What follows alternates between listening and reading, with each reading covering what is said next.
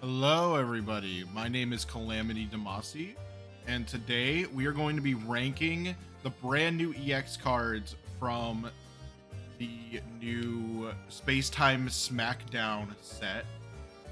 So, we're just going to go one by one. This is going to be a little bit of a shorter video, and I plan on having a part 2 where we're going to be ranking all of the alternate arts for the EX Pokemon. Or not EX Pokemon, but just all of the alternate arts in general from Space-Time Smackdown. So with that out of the way, let's just get right into this. So I think a good place to start is going to be with Miss Magis EX. Which, let's look at the card. So Miss Magis is a 140 HP Stage 1 Psychic Pokemon. 2 Psychic Energy for 70 damage. Your opponent's active Pokemon is now confused. So, from my understanding about this new confusion mechanic, is that once your opponent's Pokemon is confused, they are going to have to flip a coin. If that coin fails for the opponent, then they're going to do 20 damage to themselves. I think it's going to be a fairly strong ability, but it's also like doesn't have a lot of locking potential. But for low cost energy, as well as having a decent amount of bulk, I think that this card is going to have a lot of meta viability for Psychic decks. So we are just going to put it in the A tier. I feel like it's going to be a sleeper in this new expansion we've got. So on here we've got that's Flygon, right? So let's scroll up. Or no, Yanmega. Jesus. I don't know what is going through my head sometimes with these Pokemon. Gen 4 is not my strong suit, that's all I'll say. We got Yanmega EX with 140 HP, 3 colorless energy for Air Slash, 120 damage. Discard a random energy from this Pokemon. Now, this is just kind of like a weaker Gyarados without the chance of discarding your opponent's energy. And of course, only being a stage 1, I mean, to me it just feels like a weaker Gyarados for the grass deck. But the grass deck has a lot more healing potential. And of course, having 3 colorless as well actually gives him a lot of placement on other decks besides grass. So I think Yanmega is going to be a solid A tier EX, and I'm excited to see how I can incorporate him into my decks in the future. So next we've got the Lightning Boy himself. What is it? Like that's Pachirisu EX. 120 HP, 40 plus, 2 lightning. If this Pokemon has a Pokemon tool attached, this attack does 40 more damage. So this is like a slightly weaker Pikachu EX in terms of its like raw attack power. But depending on the situation and how things go, you're not always going to have 3 benched Lightning Pokemon on your Lightning team. Lightning does really well if you fill out your deck list with a lot of Lightning Pokemon. But being able to less prioritize the amount of Pokemon you have on your team and focus on things like Pokemon tools, I think this is going to give the card a very good edge. I'm not a big fan of how low the HP is, being at 120. That leaves it to be able to be one-shot by a lot of different options. So I think I could safely put Pachirisu in the B tier, but I'm hoping the card proves me wrong and I hope it ends up being better than I see it right now. So, what do we got next? We've got Licky EX. So let's go take a look at this. Where are you? Where are you? Am I blind? There you are. Licky EX. 160 HP, normal type. 4 energy, Licking Fury. Flip a coin until you get tails. This attack does 40 more damage for each head. I hate this. I just straight up, I don't like this. Call it controversial. I hate Pokemon that rely on coin flips. I really, really do. I am not a fan of Pokemon that rely on coin flips for their damage. It's good. It's good. Don't get me wrong. Having 100 base, right? Definitely, it's like, even if you get a tails immediately and you don't get any of that extra damage, 100 damage isn't like no damage. You know, that's a very sizable amount. But, I do not like this Pokemon very much. I am not a fan. In my opinion, this might be the weakest EX out of all of them in terms of how I feel about them. And that's why they're going in the D tier. I am not a big fan at all. Right? Anything with coin flips involved, not for me. No, thank you. You know, I don't like Celebi for a reason. Right? That's all I gotta say. I don't like Celebi for a reason. Now, this guy, this is probably my favorite card out of this whole set. Dialga EX. Dialga EX is 100% like, he is one of my favorite legendaries of all time. So call it bias, but Metallic Turbo is so useful. Giving metal proper viability after giving no metal representation in Mythical Island. And alongside that, you know, if you're running a metal deck, we have more options now. More options than ever. This is, you know, more options than Genetic Apex offered us. You know, we have Skarmory, we have Registeel, we have Shieldon, we have Bastiodon, we have Bronzong, we have Probopass, we have Heatran, right? A lot of these Pokemon are very tanky. Like, metal is known for being a very tanky type so far through. Now this will be our third meta in this game, right? I am a huge fan of metal type. Metal was my favorite to run during Genetic Apex, despite how little it actually had. Right? Like, that's all I can say, right?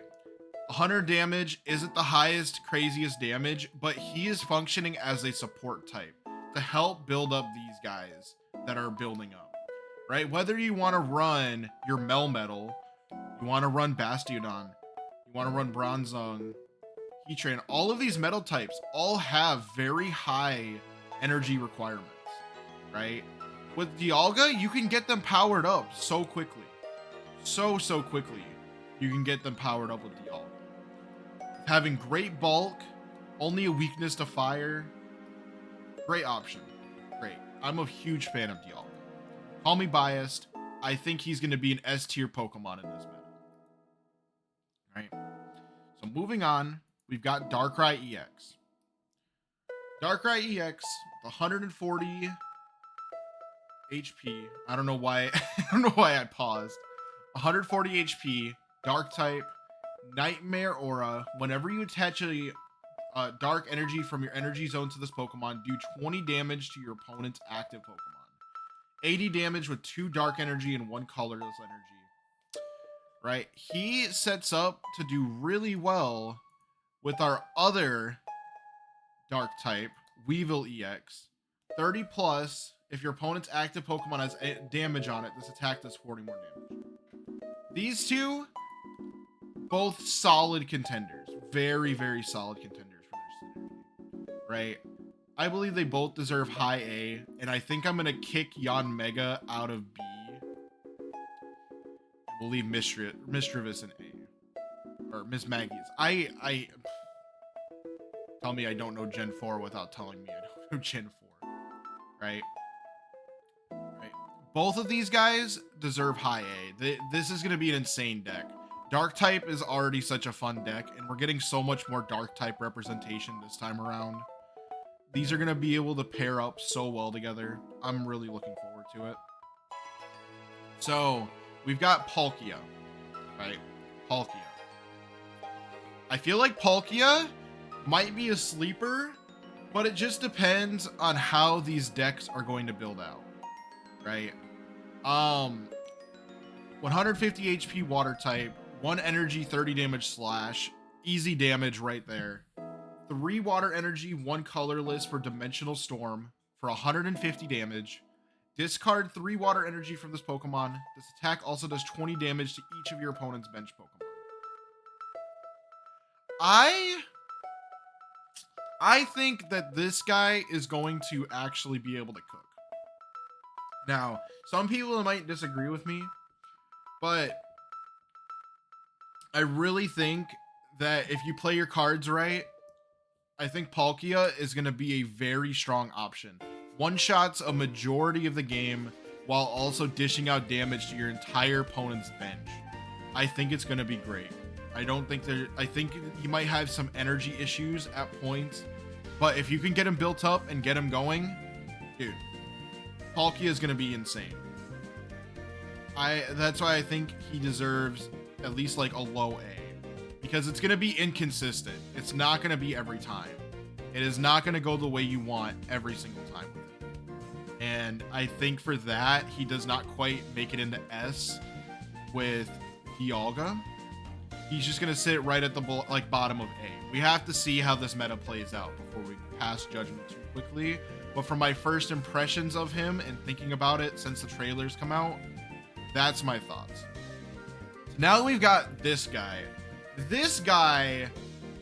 it kind of pisses me off because, you know, call me salty. I'm an Empoleon fan all the way. Why give an EX to just one of the starters? Like I'm under the like roof of give it to all or give it to none when it comes to this kind of stuff, because Torterra and Empoleon getting snuffed out of getting EXs kind of makes me feel a certain type of way, but it's okay. Shit happens. What can we do about it? All right. So 170 HP fire type, 2 fire energy flare blitz, 140 damage. Discard all fire energy from this Pokemon with 0 retreat cost.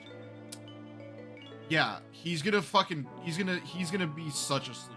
He is bringing back fire from the pits, right? 100%. With some of these other card combos that you may be able to come up with, right? I think it's gonna work out really well. I don't think there's gonna be too much issue trying to run this guy, right? He is just going to be an all in all like solid choice for fire. I don't see any issue. With that, I think I'm gonna put him at probably, yeah, still low A, because I haven't, like, none of these EXs in my opinion are bad except for him because he relies on coin flips, right? I am not a fan of coin flips. Never have been, never will be. Our last contender here is Glade EX. 70 plus. This attack does 20 more damage for each energy attached to your opponent's active Pokemon. Guys, we've got a Celebi counter, right? Easy Celebi counter. This guy is bringing fighting type to where it needs to be, right?